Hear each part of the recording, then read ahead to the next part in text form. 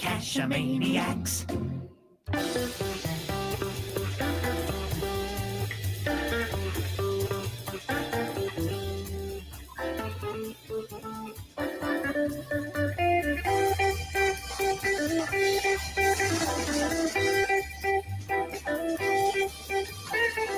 Geo Gearheads. Hey, welcome to Geo Gearheads. This is episode number 518. You know what? I should introduce myself. I am Chris of the Northwest. Our illustrious host, Daryl, is hoping to join us oh so very soon. And tonight, we want to talk about adventure labs. Now, we've done this a couple of times before, but we've got a couple of people with us. In fact, let's bring them in. We have GSM times 2 and ShareBear64 joining us tonight. Folks, thanks for coming in and joining us on for me, it's a cold and dark Thursday night. We've had several inches of snow here in the last week, and it's just been a fun adventure in a city with a lot of hills. But, you know, you guys are Californians, Yes. and you probably don't experience a lot of snow. We do unless you want not. to. Right. We are not only Californians, but we are Southern Californians. So we have to travel a couple hours for snow. But we do have more than 2.6 inches of rain today. It's been raining nonstop all day. How about you in Ojai, Scott? Same thing. We actually Jamie told us that Santa Barbara has more rain in December this year than any December in the last 100 years. So we are getting Pacific Northwest weather down here. Welcome to the club. It's so very nice, isn't it? I love it. I love it. Yeah, it's super weather. Yeah. So this is your 100-year rain record, right?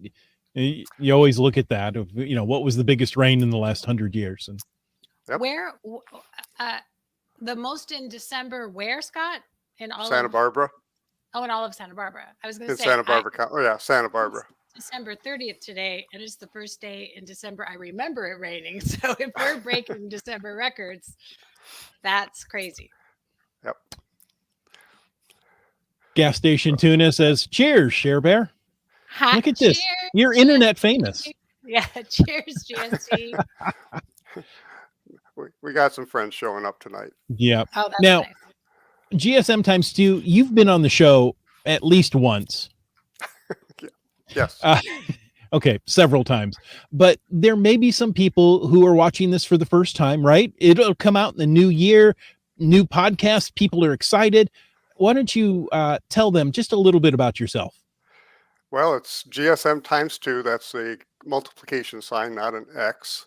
And been geocaching since November 2004. Have a whole lot of finds and have set a whole lot of geocaches and also set a fair number of adventure labs. Nice.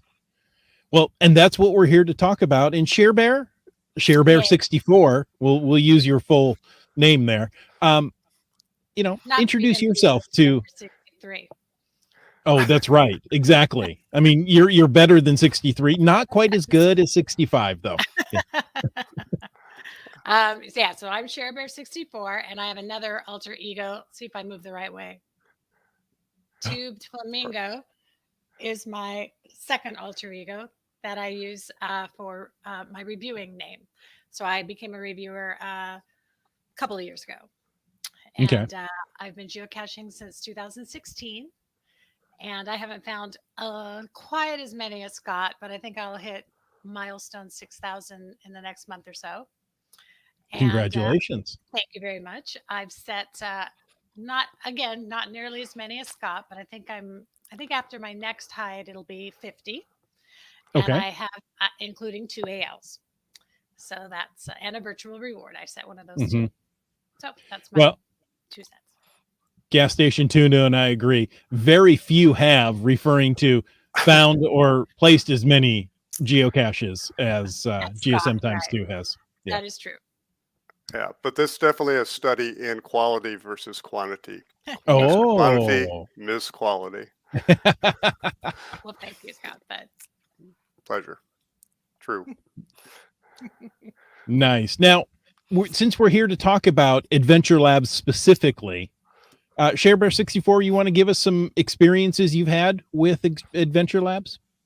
Yeah, I actually I've hidden two. Or do you hide Adventure Labs or do you just publish them? I'm not really You sure cr- what the I technique. use Something along I there. use the term create. You create Ah, Adventure okay. Labs. I've created two, and I found a few more, but quite honestly, not that many more.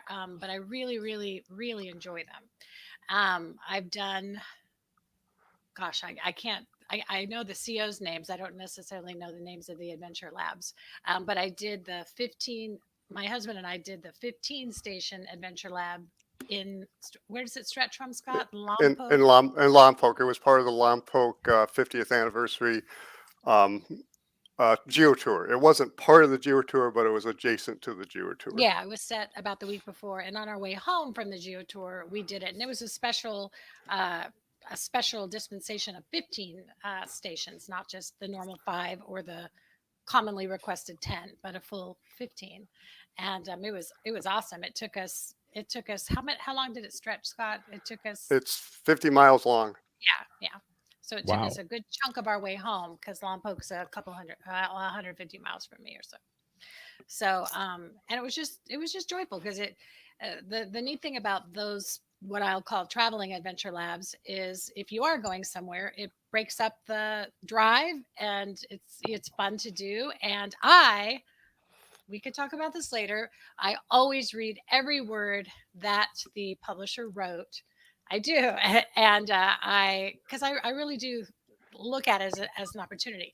I definitely don't do that when I'm geocaching in the field. I don't always take the time to read, especially the voluminous cache pages, because I'm on a mission to find caches. But so Adventure Lab for me shifts a little bit, especially when I've done these traveling Adventure Labs where I'm going from point A to point B and I want to do something to make the drive a little more interesting. So, I welcome the opportunity to learn something. So Adventure Labs for you is a little slower than geocaching since you're taking the time to read the page and what. Well, yes and Go no, ahead. because I do utilize the time in between stops to read the page, while we're driving to the next stop, and there's usually a couple miles in between, especially on this one that stretches 50 miles. There was plenty of time from point A to, from the first stage to the second stage, to do your reading. So we would know what we were expecting when we got there.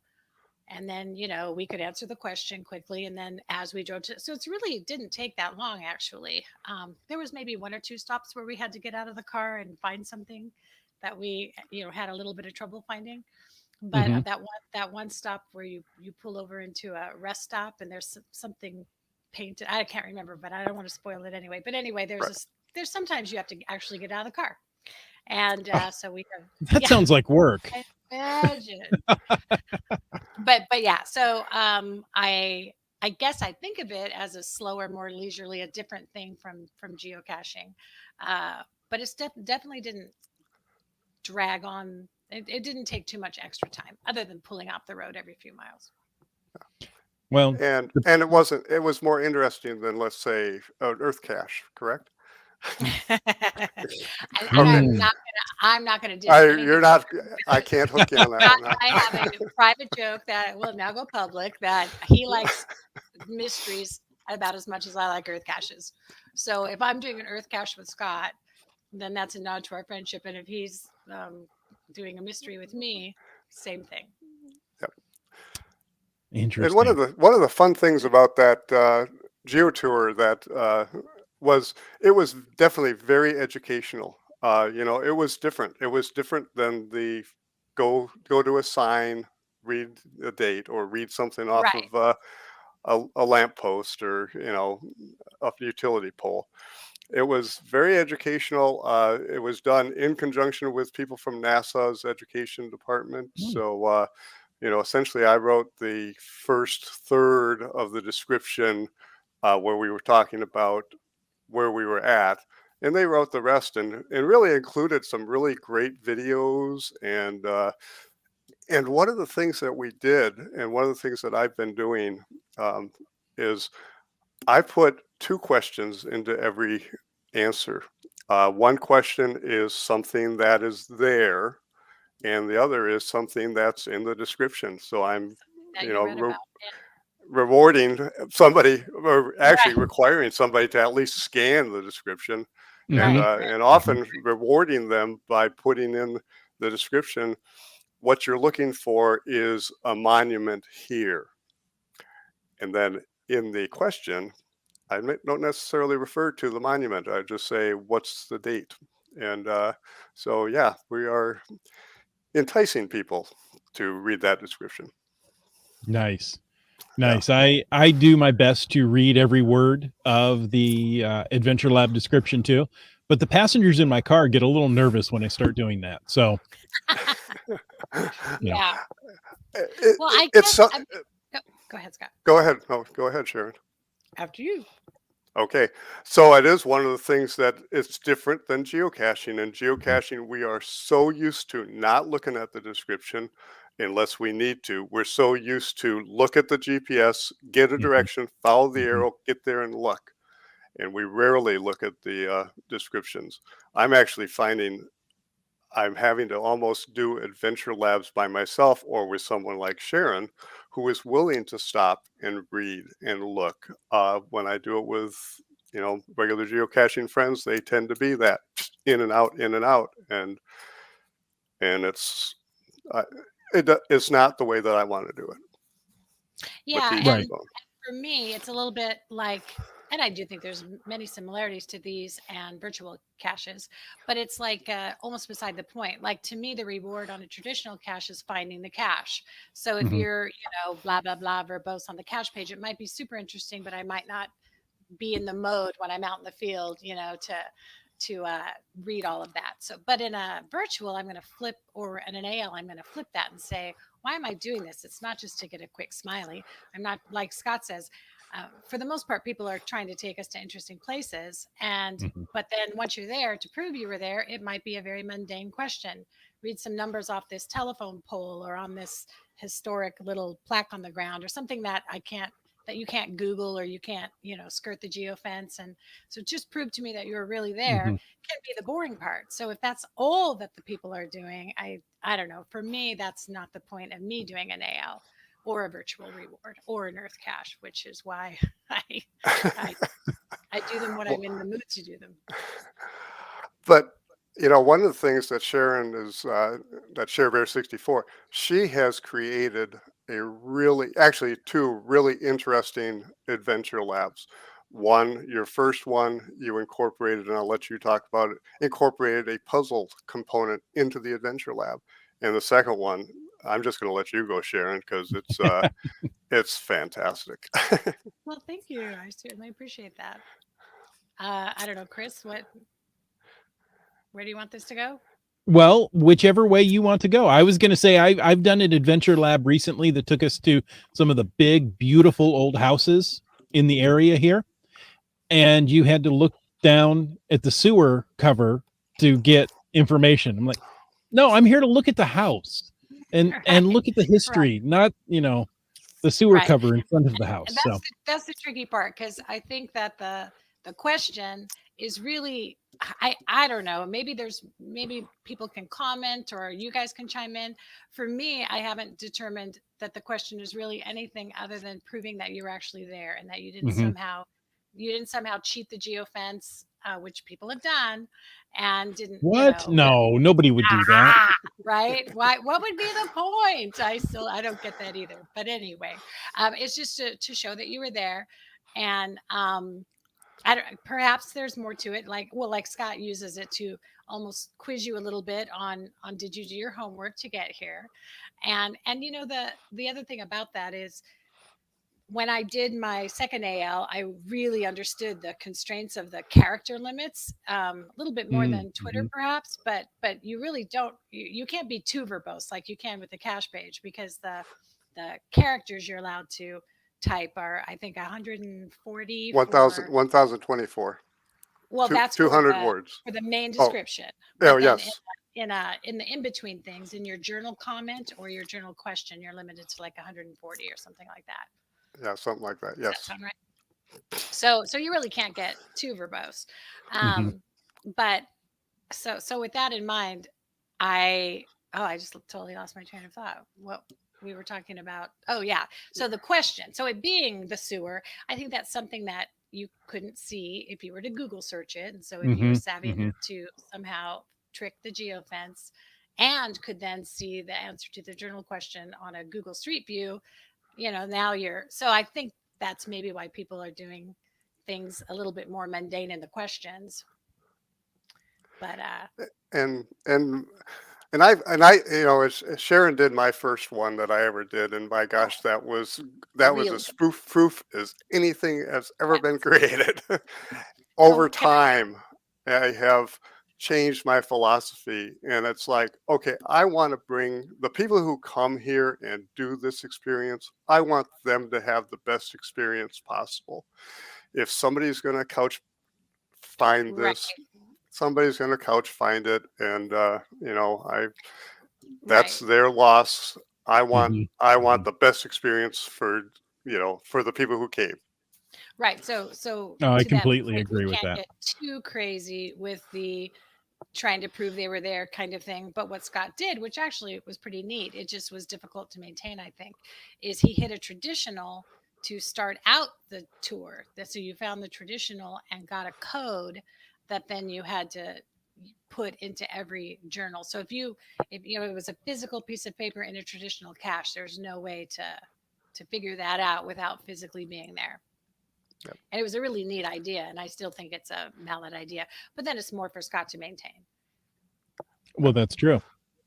yep. But it's not. Yep, it's interesting and fun. And I really am looking forward to people's creative ideas, how people are doing different things. I know that you know through my affiliation with Route 66, the Lincoln Highway and California Highway 1, and having a household member who gets given adventure labs but does not do them. I've had the opportunity. Is that clever? That would be that be the Nicely energy played. and get that too. Yeah. That's my yeah, that's Bellagio. And but so Well, I've done Bella, of course. yeah, so I've done 110 locations, and and Yeah. have progressed, and it's been fun, it's been interesting, and I'm really looking forward to things like Sharon has done. There's a guy in Pasadena who did um, they'll come from outer space, and it's a great adventure. It's a Yeah. story. I've It's heard a it's a great one. I haven't hilarious done it yet, but story. it's a great one. It's sequential, but rather than taking you to the bookstore and saying, here's the bookstore that was built in 1964, he incorporated this into a space invasion story, and it is fantastic. Probably the second best one I've done, and I'm going to point over here to that lady who has done the best one that I've ever done. So Well, with a lead in Sharon, like that, With a lead in like that. Well, I guess before I think I assume you're talking about the case of the fingered killer. oh no, the other one. Yeah, So I will though back up though to no, because I no, really no. should kind of right should kind of progress into this. Uh, into what this became.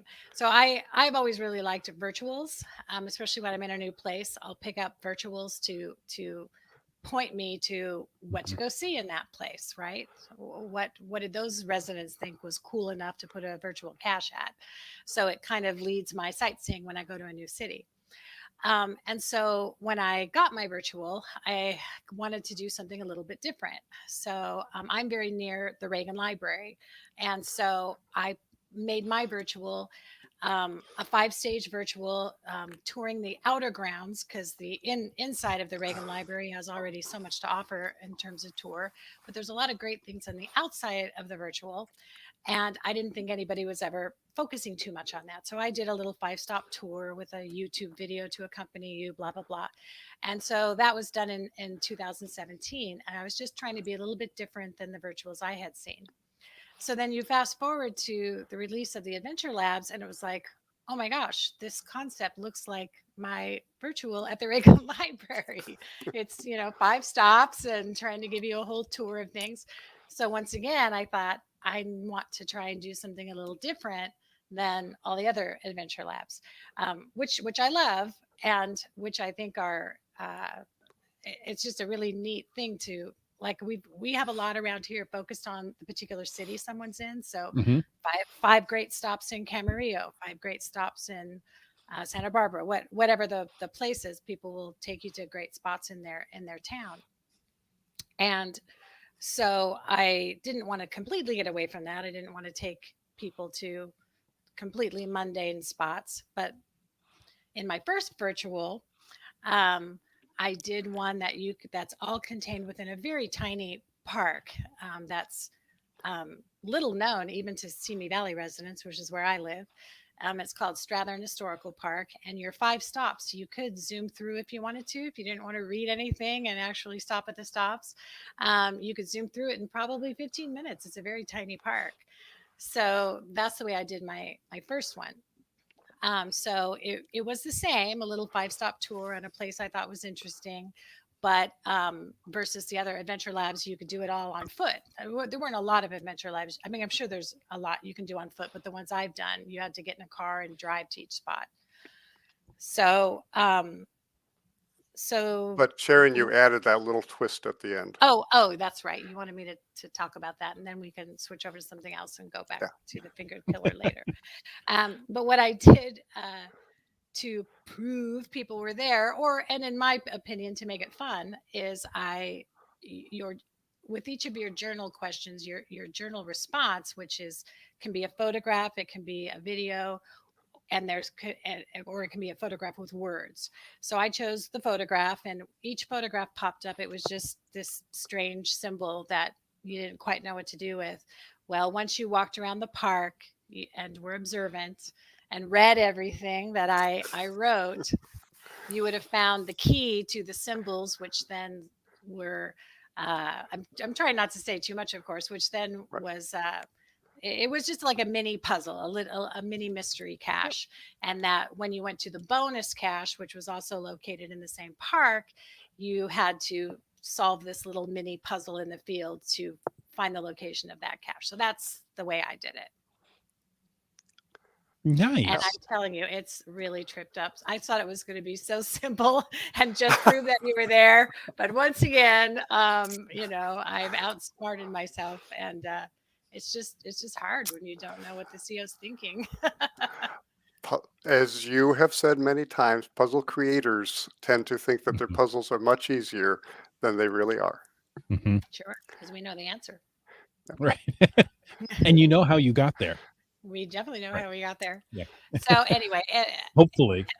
right, but at the end of the day, I think a lot of or some of the ALs I have done will in your journal after you've answered the question, they'll just give you A equals 5 or whatever. They'll just give you things you have to write down, and that very simply transcribe into the AL bonus coordinates, and then off you go. And mine was a little more. I've gotten quite a few messages.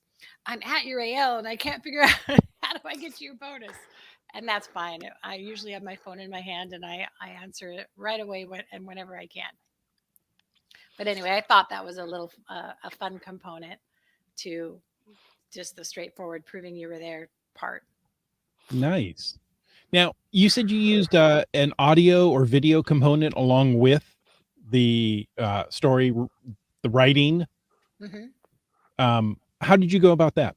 Well, now that was my virtual, but I Oh, suppose you okay. could do something similar. I suppose you could Hmm. do something similar with your AL, where I just completely, the instructions on the cache page will tell you, well, you can take this walking tour um, by just reading the cache page, or go to this YouTube link and listen to Okay. this video, and it will tell you when to start and when to stop. I think you could incorporate something like that.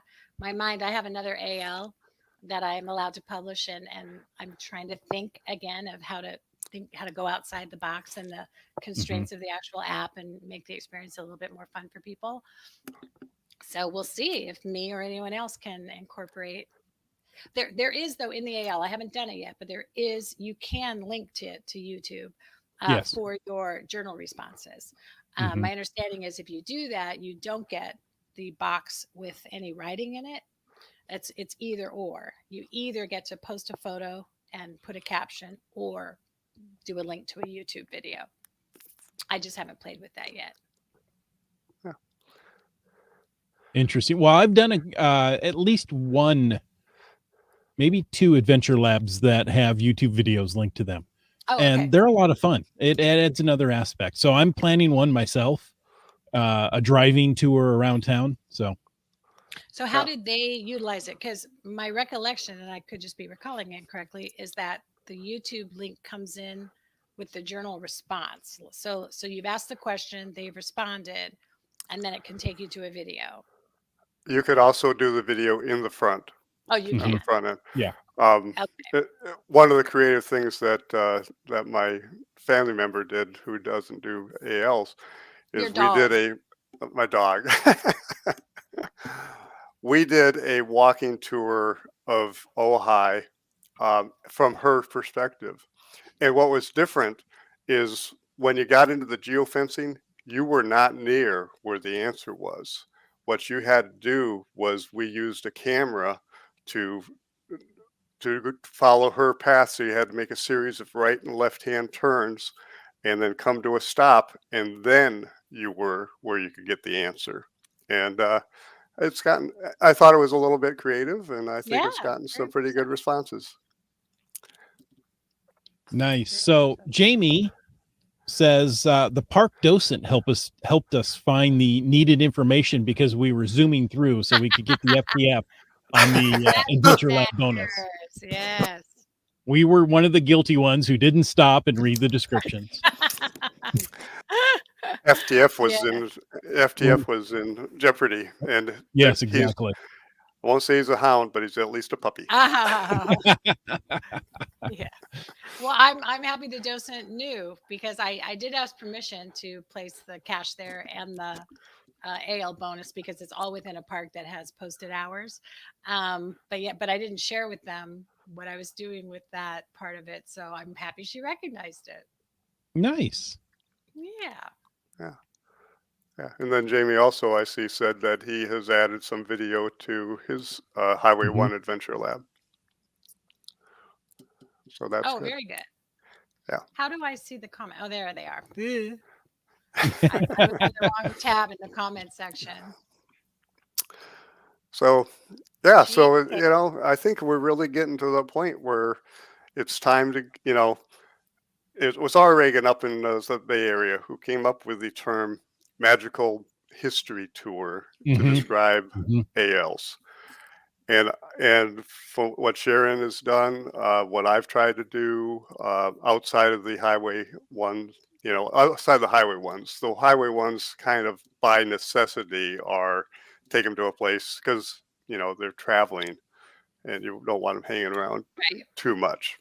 Uh, Right. so, but try to be a little bit creative, and like Sharon, I have another AL that I have a right to make, and I'm probably going to help get Sharon's input because I can come up with the ideas at this level.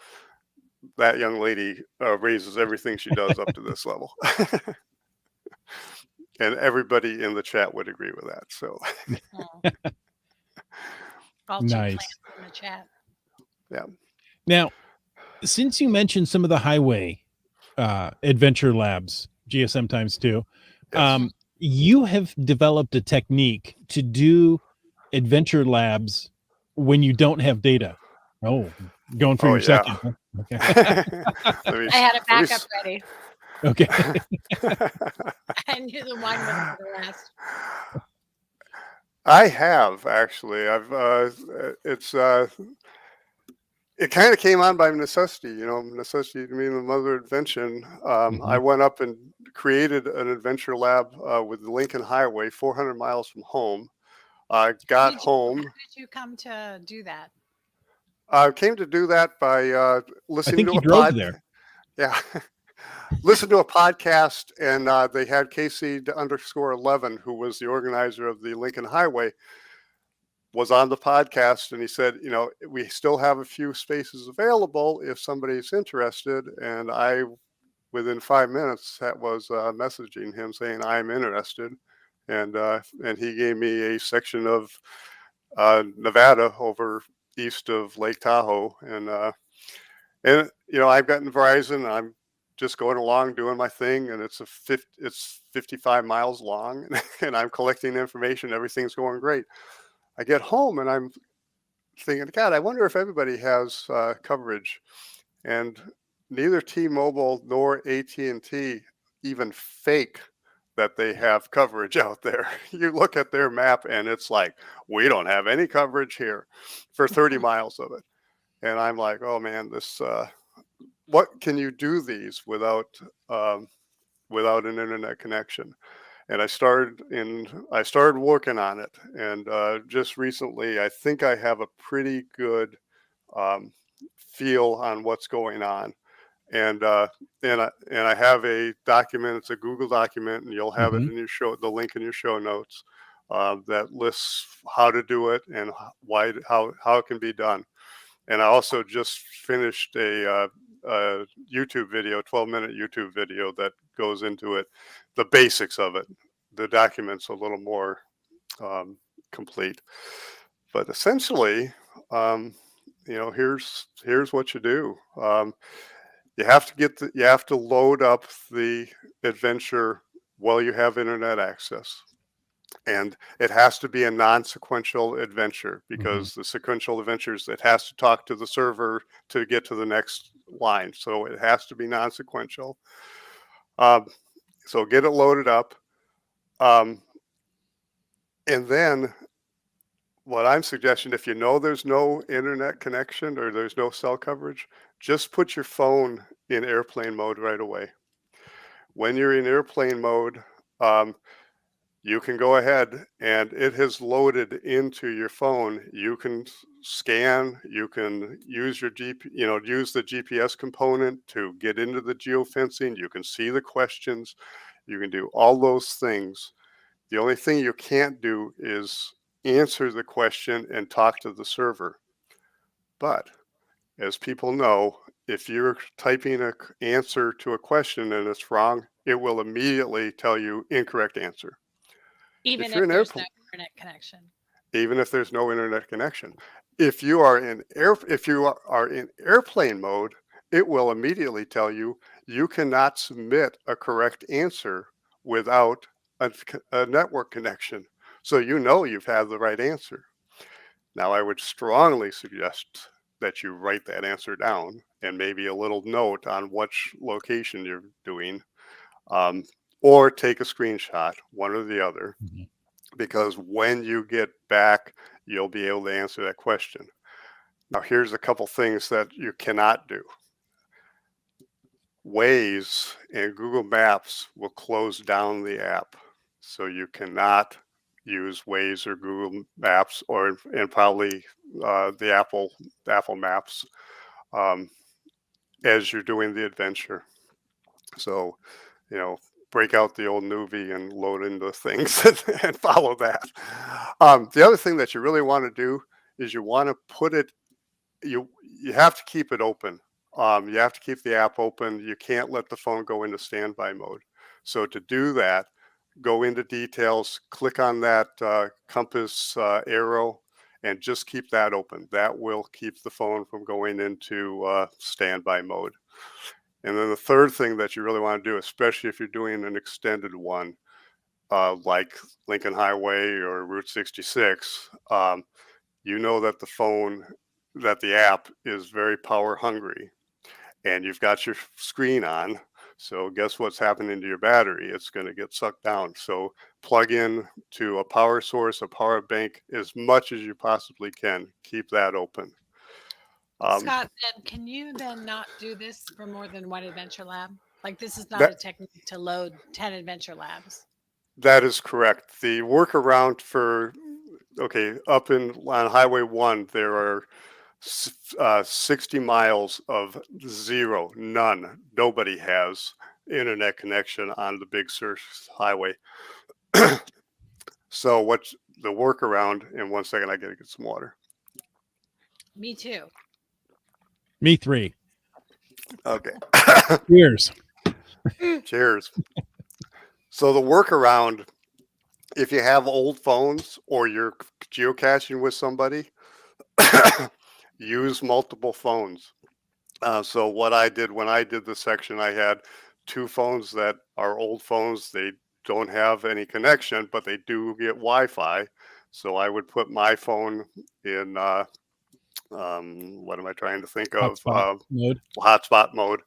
Load them up, and then go on up there where there's no internet connection. And Obviously, he's got a phone for his family member that goes out with him that doesn't actually, That's right. log any of the finds. So yeah, yes, I do.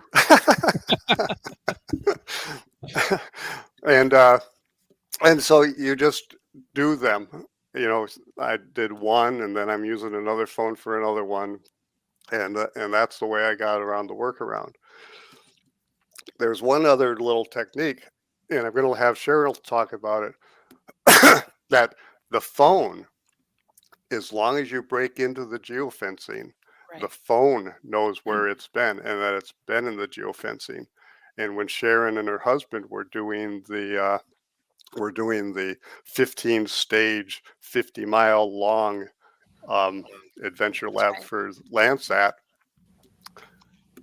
I'll let Sharon talk. Yeah, we got to an area at the beach where my husband's phone lost coverage, and I can't remember if it kicked him out of the app. Something happened, and he just couldn't finish. And it was a sequential adventure lab, but I was able to finish. Was not sequential. Oh, it was It's not sequential. non-sequential. Right. This Okay. I guess I'm not even sure it matters because the point being my phone worked the whole time. So I was able to complete the adventure lab. And by the time his phone got back into service, I think it was sequential because he couldn't get back in and do it because he had missed that previous one and he had to go in sequence. Neither here nor Okay, there. I will just correct you a Yeah. little bit. It was non-sequential, and what happened is he got out of the app. He probably backed out one screen too far, which closed the adventure, Okay. and now he's not breaking into the geofencing, and that's what happened. He had not broken into the geofencing, so he couldn't answer the question when he got his Yeah, internet back. he definitely hadn't broken in for sure. Yeah.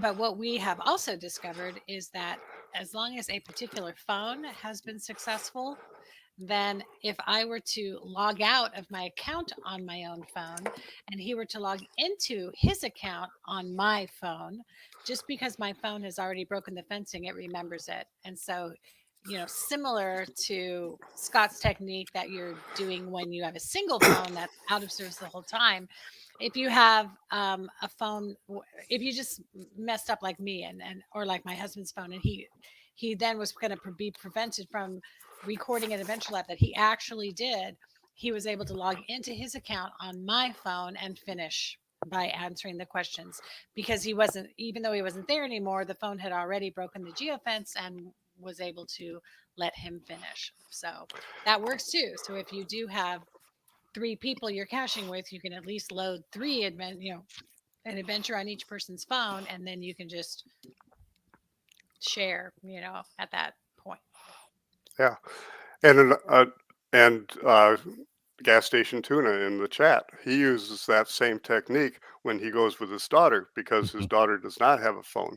So they Oh, do right. the adventure together, and then he Gotcha. logs off, she logs in, and can answer the questions. And they don't have to do it each stage. They can just wait and do it when they're back home. Exactly. Yeah. And that as and long that as you know what the answers are. Right. As long as you remember them or write them down. Right. right. And I will add, and it is actually fairly easy to accidentally close the Yes. adventure. It really As is. you're moving from one Mhm. location to another location, you have to hit the back arrow to bring up the little Mhm. map of locations or the list of locations. If at that point you hit that back arrow a second time, you will have gone back to the home screen. And in the home screen, you don't have any adventures open. And Right. without internet access, you're not going to be able to get that. And it's still easy for me to get lost in the app. And I think what Scott's is saying too, they have a cool little link in the app to take you out to a navigation site, and to have that site finish, take you to the next step. I think, Mhm. Scott, you're saying don't use that link. I am absolutely saying don't use that link. Right. Yeah, So to navigate from absolutely. site to site, you really can just look at the map and do it slightly old-fashioned way, and just look at the map or look at the compass when you get close enough. Yeah. Nice. And then the last thing, and I just learned this the last couple of days. Somebody told me about it, and I've practiced it myself. Sometimes you have access and you think everything's going fine and dandy, and then you go to answer a question, and what I'm going to call the the spinning disc of success becomes the spinning disc of death, because it spins and it spins and it spins. And I intentionally went up Highway 33 to where I knew there was not internet access, and watched it spin for 9.5 minutes. Wow. Wow. The That's tendency would be for you to say, well, first off, you can't touch anything. As you touch, there's no Right. reaction to the spinning disc of death. So you would tend to think, well, I'll just go ahead and close all my apps, and then you're dead. But all you need to do is turn off, put the phone into airplane mode, and instantly it'll say you cannot submit a correct answer without a network. So you now have saved the day. Right. The app is the adventure is still loaded, Right. and you can continue on the adventure. So there's the $50 tip right there. I forget Nice. who told me about it, but like I said, I tested it out today or yesterday, and that's true. It clicks Okay. right in there, and that's it.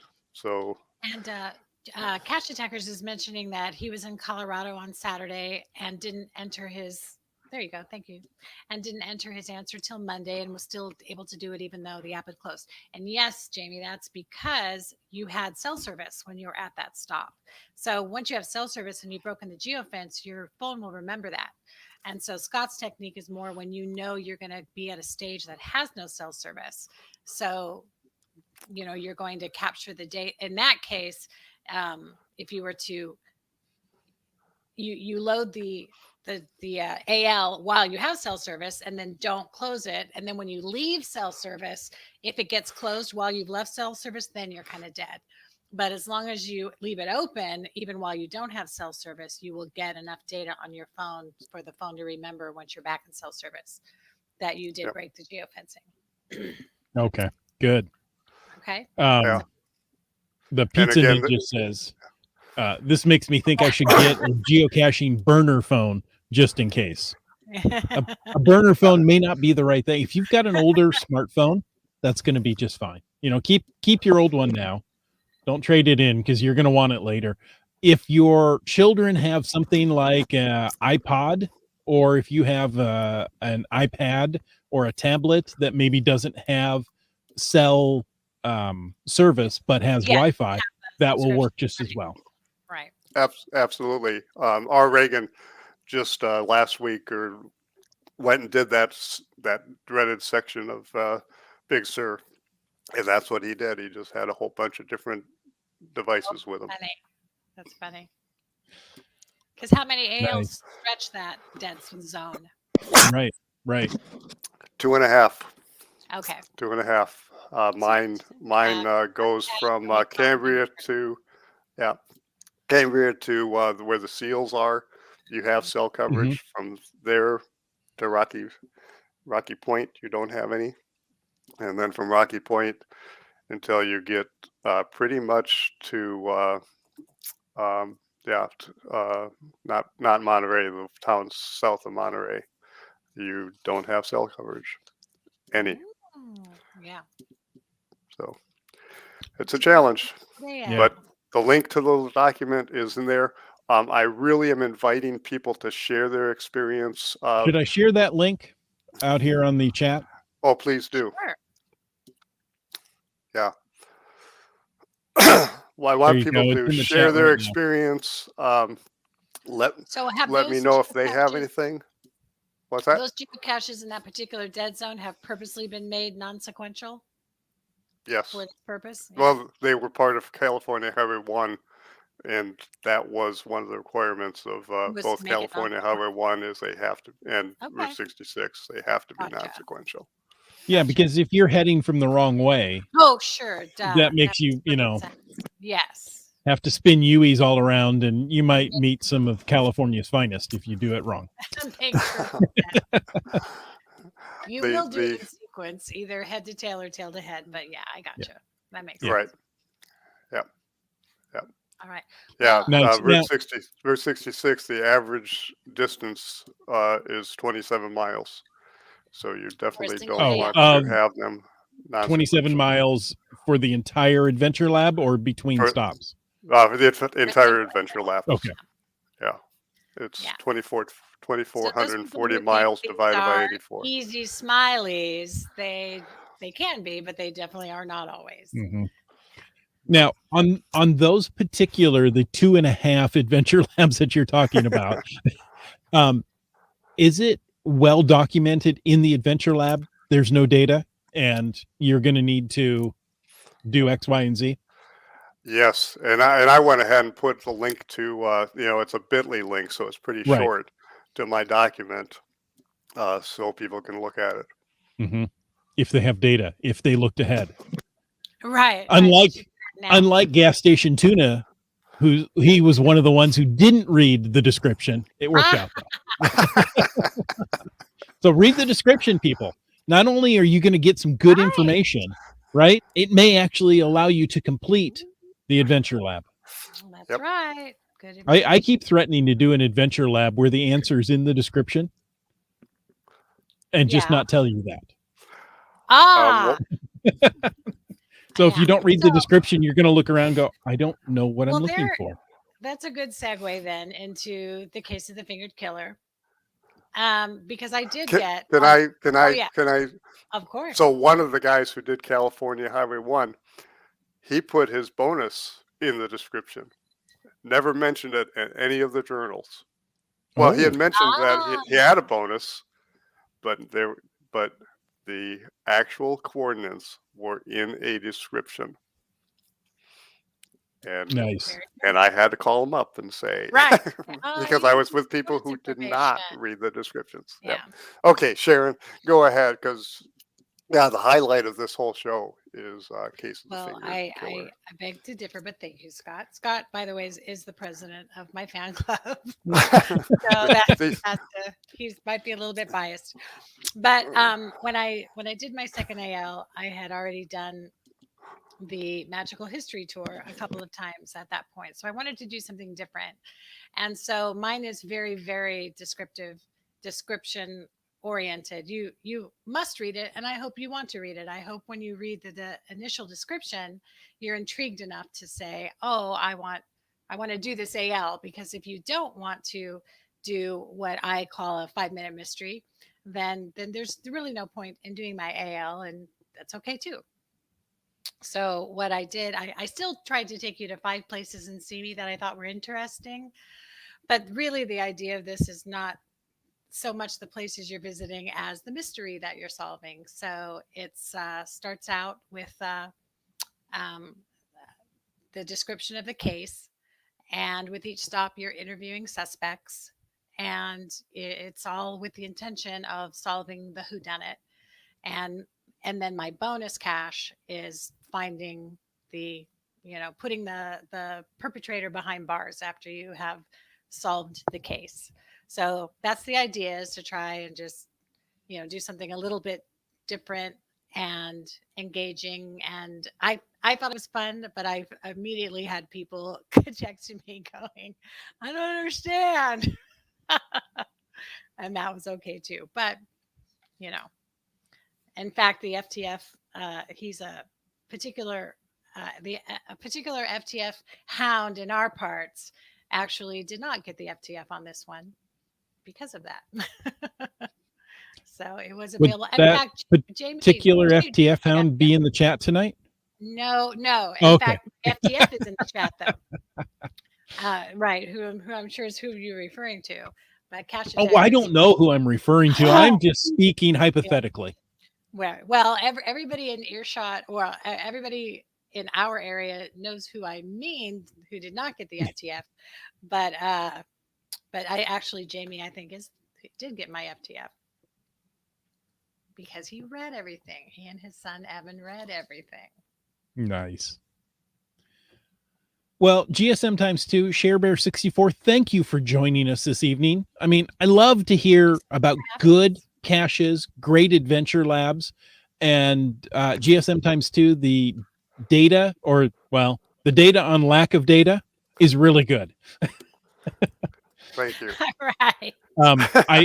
I have to say I've used it, right? I used it for one stage of an adventure just to try it out, just to see how it would work, and it worked flawlessly. So thank you for that. I'm going to it's a good technique. Keep that in the back of my head for next time.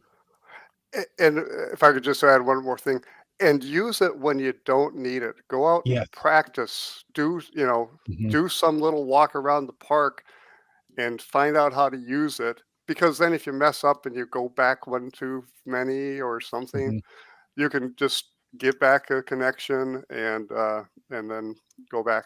And if you could also just make sure in the show notes, and you can go ahead and post it, there is the video. It's not public yet out on YouTube, but it is out on YouTube. So if you could post there, then I'll post that right now. Can look at that also. Okay, there's a link. I should probably put a description, right? Maybe. Hold on. I've got the spinner of death here. Spinning disc of death. Spinny disc of death. Okay. We might have 8.5 minutes of dead time then. Oh, let's see. Jamie says, I got the FTF and beat the hound, who they're referring to. You couldn't do this, AL, without reading the descriptions. So absolutely. So thank you so much for joining us this evening. We really do appreciate it. Thank you. You guys Chris. brought good information. So welcome back anytime you want to talk about it. You have our emails. Yes. Absolutely. Thanks. Hey, be sure to check the Cachamaniacs website at cachamaniacs.com for more on the Gearheads, including show notes for this and all of our episodes. We love hearing from our listeners, so leave us feedback by emailing geogearheads@cachamaniacs.com or through the many channels of social media. Your support, that's not this show. Please consider becoming a patron through the link on our website to support the Cachamaniac shows. GeoGearheads is produced by Chris Umfenauer and Daryl Wattenberg. The show is copyright 2021 by Daryl Wattenberg. All rights reserved.